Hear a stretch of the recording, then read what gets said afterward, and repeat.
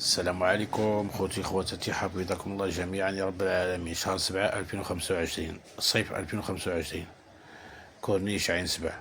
حنا دابا حاليا في الدخلة ديال الشاطئ ديال السعادة. كتشوفوا البحر ما شاء الله هادئ وراجع اللور، ما كاينش داك الهيجان كما كتلاحظوا.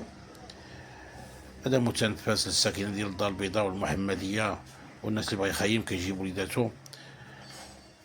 يلاه صوبوا التهيئة ديال الشاطئ ديال عين سبع، ديال الكورنيش ديال عين سبع، ولكن مازال خصو شلا إصلاحات وشلا أمور تابعه. الفيديو كله غادي تصيبوه في القناة، جولة على الشاطئ وعلى الكورنيش. الناس كتجي تبحر مع هاد الأسبوع. جو حار، بدا الصيف ديال 2025 بأجواء حارة.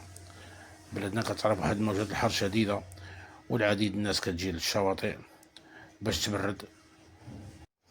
نتمنى الله يعجبكم هذا المقطع. ما تنساوش تابوناو معنا القناة، ديروا لنا اشتراك في القناة.